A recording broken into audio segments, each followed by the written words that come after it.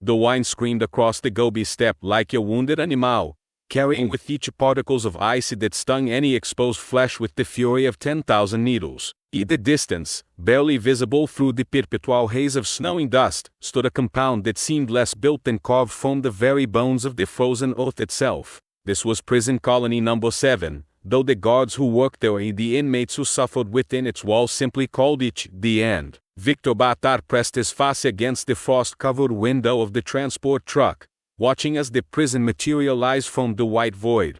He had been many things in his 38 years: a soldier, a smuggler, a father, a husband, but now he was simply prisoner, 4.721, sentenced to 15 years for crimes he had committed in desperation, in foolishness. The truck lurched over another pothole in the barely maintained road, and Victor's stomach churned. The weather foamed emotional from fear, he couldn't say. The other men in the truck sat in silence, their faces masks of resignation or defiance. Some were young, their eyes still holding the dangerous spark of rebellion. Others were old, already broken by previous incarcerations, their spirits crushed like the ancient rocks beneath the Mongolian plateau. Victor fell somewhere in between, old enough to know the gravity of his situation, young enough to harbor a slim, desperate hope that he might somehow survive this.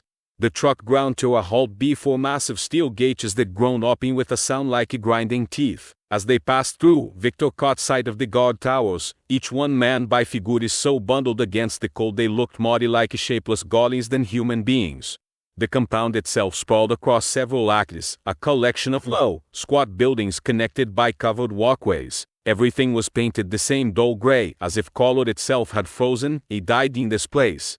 They were herded from the truck into a processing building, where the temperature inside proved only marginally warmer than the howling wasteland outside. A guard with a face like weathered leathery eyes that held no mercy whatsoever barked orders in rapid Mongolian, punctuated by the occasional Russian phrase, "Stripi, wait, move forward." Victor complied mechanically, his body already beginning to understand what his mind still resisted, that he was no longer a personality, but merely a number, a unit to be processed and stored. The prison uniform they issued him was magic thick, rough cotton that chafed against his skin.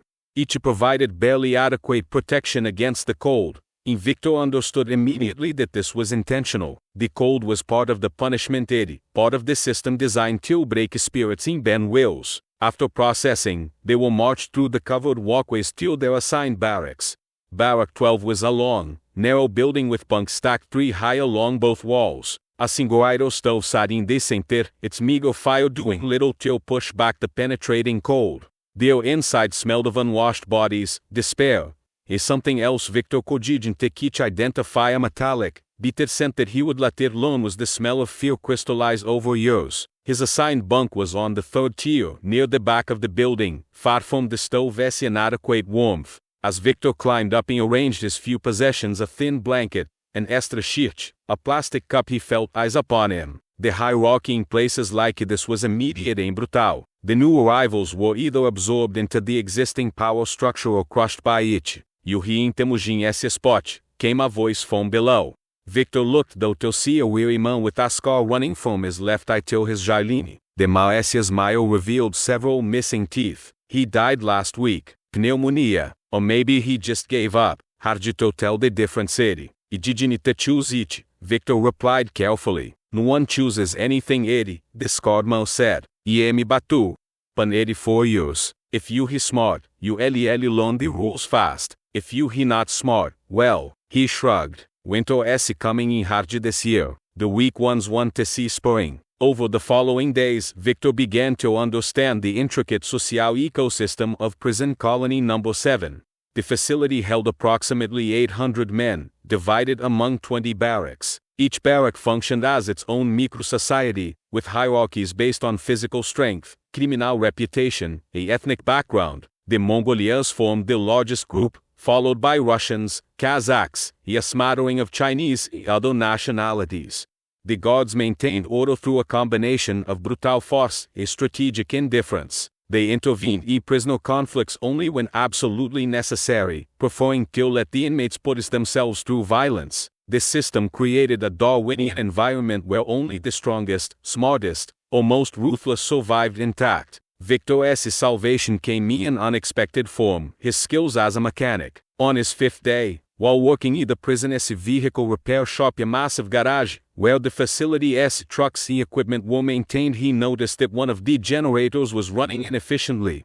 Without being asked, he adjusted the fuel mixture and cleaned the carburetor, increasing the output significantly. The head guard of the shop, a massive Russian named Yuri Volkov, took notice. "You know engines," Volkov stated. "It wasn't a question. I won't tinha garage in Ulaanbaatar for 10 years, Victor replied.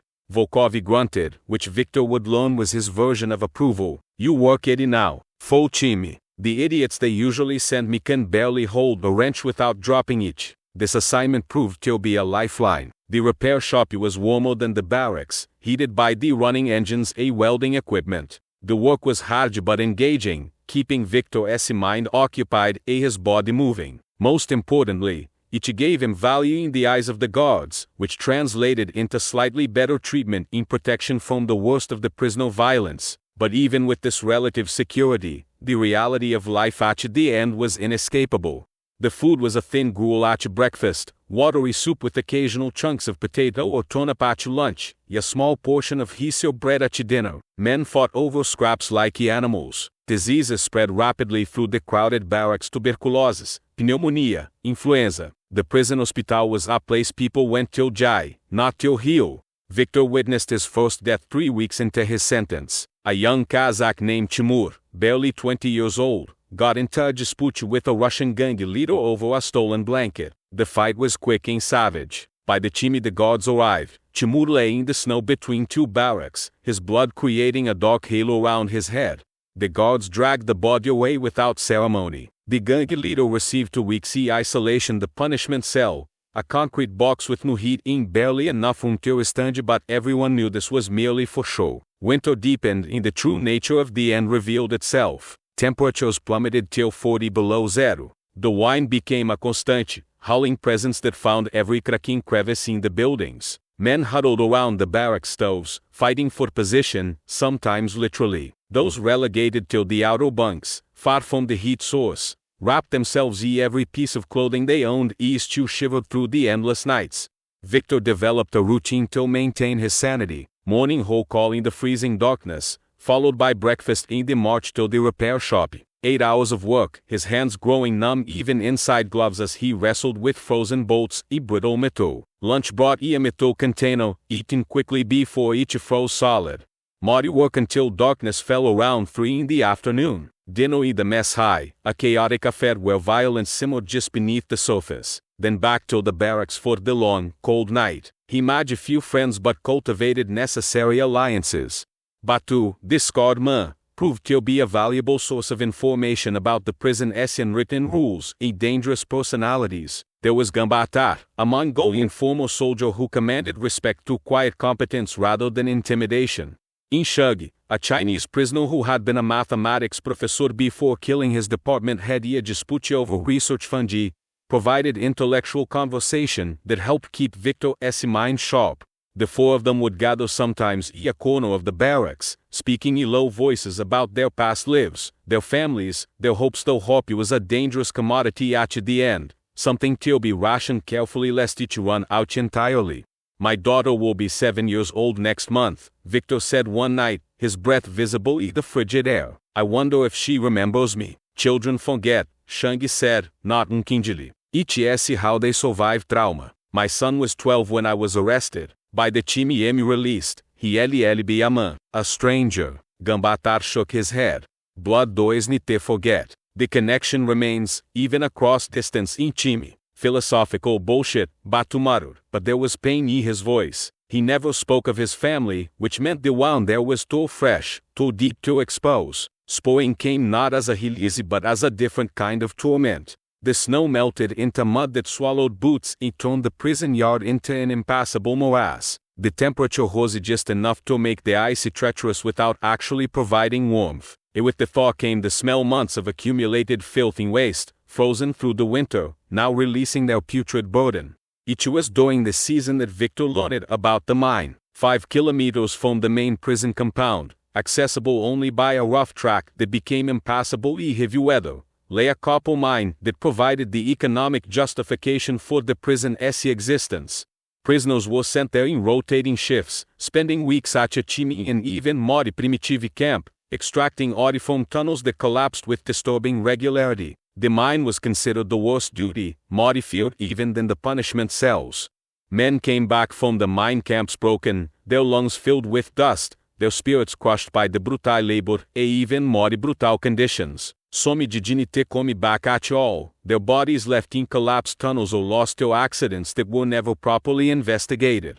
Victor managed to avoid the mine assignments for months, his value as a mechanic keeping him in the relative safety of the repair shop. But the prison administration rotated duties periodically to prevent prisoners from becoming too comfortable in any position. When his name appeared on the mine assignment list, Victor felt a cold dread that had nothing to do with the temperature. The truck ride to the mine camp took 3 hours, bouncing along a track that seemed designed to inflict maximum discomfort. Victor and 20 other prisoners sat in the open bed, exposed to the elements, while guards with automatic weapons watched from heated positions. The landscape they passed through was desolate beyond description, a vast emptiness of hawking scrub, devoid of any signs of human habitation except the occasional pile of prayer stones or rusting vehicle frame. The mine camp made the main prison seem luxurious by comparison. The barracks were little more than wooden shacks with gaps in the walls wide enough to see through. The food was even worse, if that was possible. And the work was back-breaking 12-hour shifts in tunnels barely tall enough to stand in, chipping away at your hockey face with inadequate tools while trying to avoid the obvious structural weaknesses that threatened collapse at any moment. Victor was assigned to a crew led by a Mongolian foreman named Dodge, a man whose entire personality seemed to consist of rage barely held in check. Dodge drove the workers mercilessly, meeting any resistance or slowdown with his fists or the wooden club he carried constantly.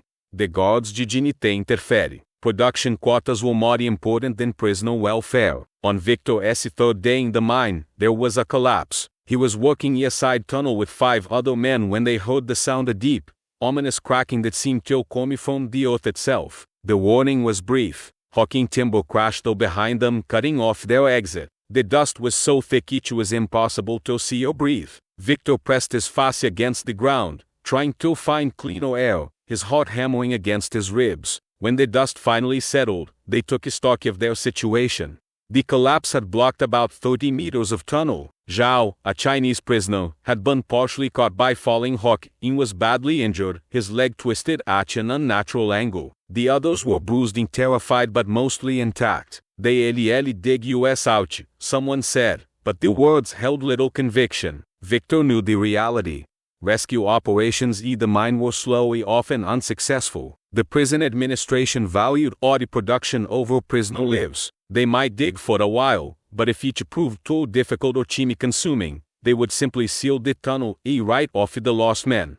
Hours passed in the darkness, illuminated only by the fading beams of their headlamps. Zhao moaned in pain. The others sat in silence, each man alone with his thoughts and his growing terror. The air was growing stale, and Victor could feel the carbon dioxide building in the confined space.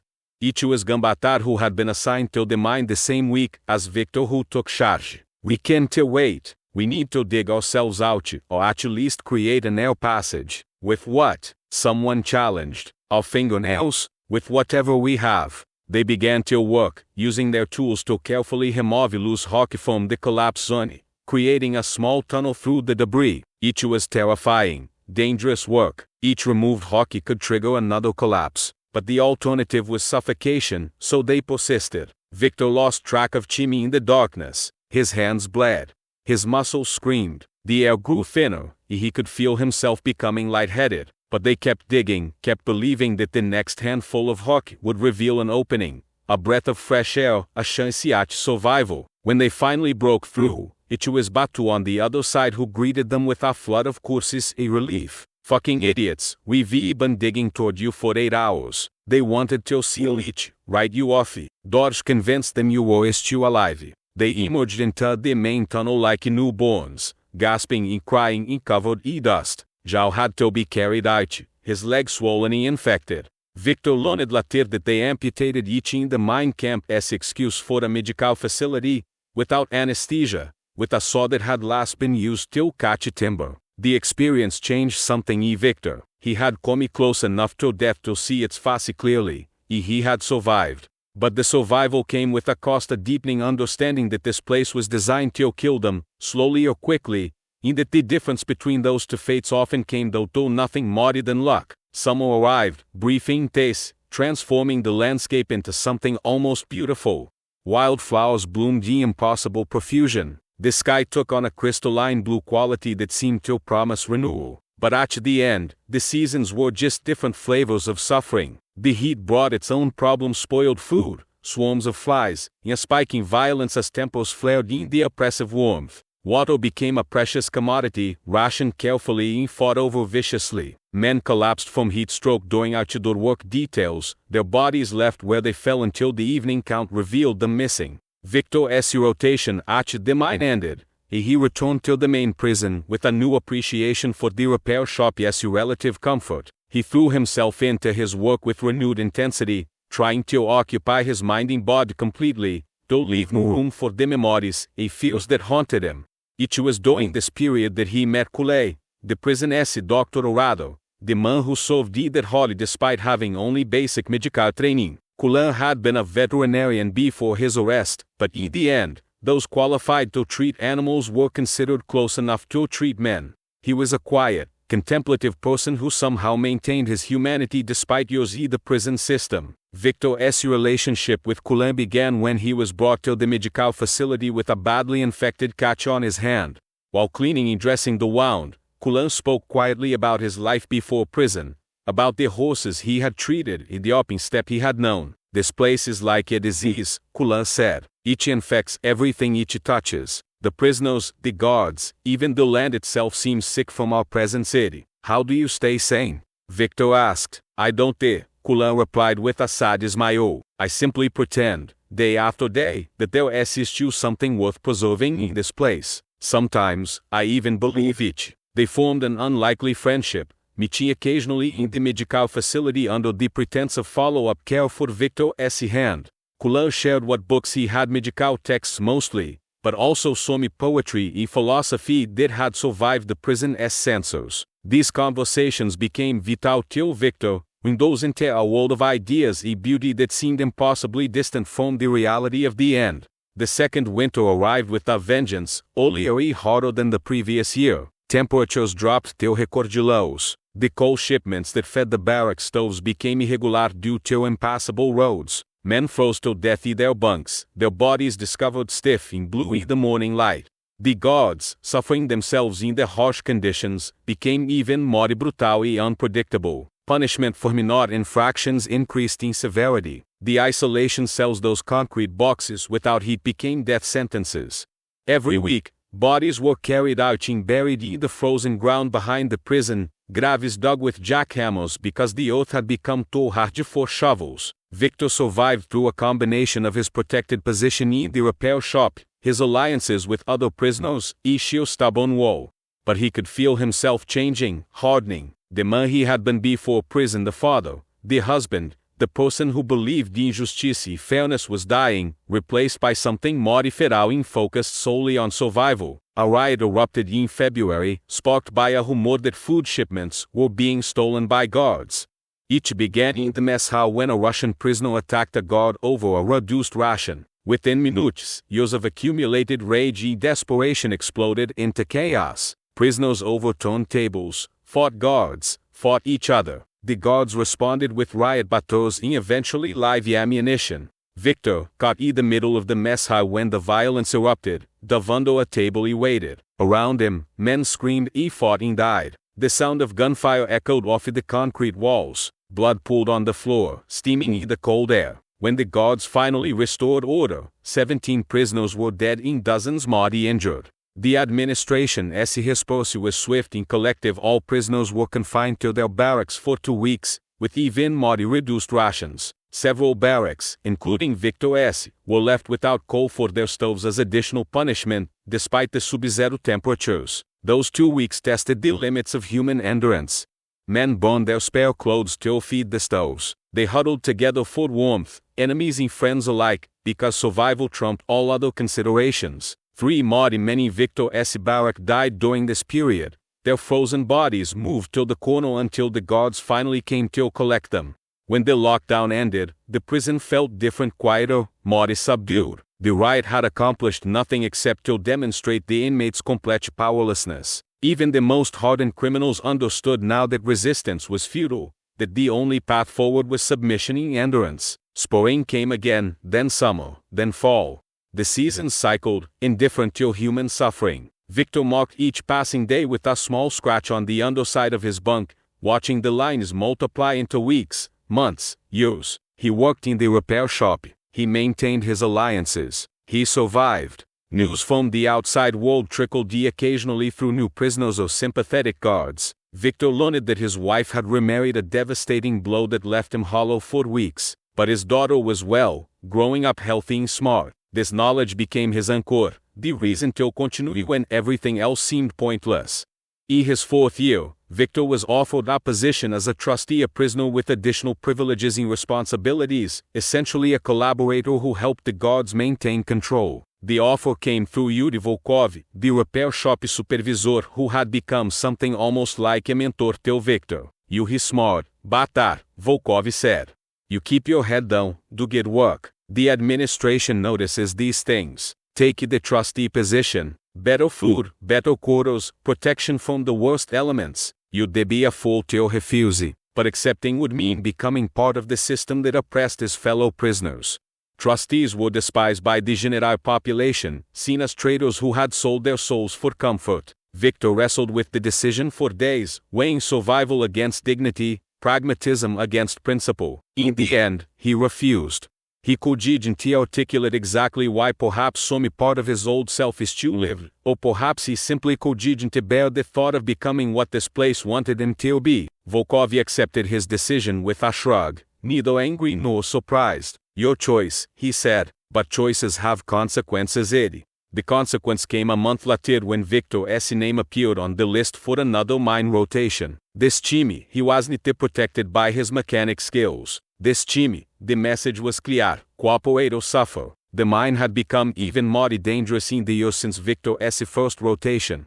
Tunnels dug hastily and without proper support were collapsing with increasing frequency. The production quotas had increased while safety measures decreased. Men died regularly, their bodies shipped back to the main prison in rough wooden boxes. Victor endured 6 months at the mine camp, the longest rotation he'd heard of. His body broke down from the constant labor in poor conditions. He developed a persistent cough that would later diagnose as the beginning of pneumoconiosis, black lung disease from the mine dust. His hands, once skilled with tools, became clumsy from nerve damage caused by constant vibration from the drilling equipment, but he endured. He survived when others didn't. And when he finally returned to the main prison, he did so with a reputation not as a trustee or collaborator, but as someone who couldn't be broken, who held on to his principles even when it cost him everything. The remaining years of his sentence passed a blow of routine and endurance. He worked when assigned, rested when possible, he marked his days with scratches on wood. He watched men arrive full of defiance or despair. He watched them change, hardening or breaking, adapting or dying. He himself changed too, though he tried not to examine too closely what he had become. In his 13th year, Gambatar was released. Victor walked with him till the prison gates, an unexpected emotion welling up in his chest. "Survive the rest of your time," Gambatar told him. "Then forget this place exists. Build a new life. Don't let the end define who you are." "Easy to say," Victor replied. "Necessary to do," Gambatar countered. Then he was gone, walking out through gates that closed behind him with terrifying finality. Batu died in the 14th year, stabbed in a dispute over a gambling debt. Shangi was transferred to another facility, swallowed up by the vast prison system. Kule remained, still quietly tending to the sick and dying with his limited resources. Their conversations became lifelines for Victor, reminders that humanity could persist even in hell. The final year was the hardest, as freedom shifted from abstract concept to approaching reality. Victor became afraid that he would die just before his release, or that some technicality would extend his sentence, or that he had become so changed by this place that he could no longer function in the outside world. But the day finally came. 15 years in 3 days after his arrival. The extra days added for some minor infraction whose details Victor had long forgotten. He walked through the processing building one last chimney. They returned his civilian clothes, threadbare and outdated. They gave him a small amount of money, a train ticket to Ulaanbaatar. Victor stood outside the gates of prison colony number 7 as the transport truck rumbled away, leaving him alone on the frozen step. The wind howled with the same fury it had 15 years before. The landscape stretched endlessly all directions, beautiful and terrible in its emptiness.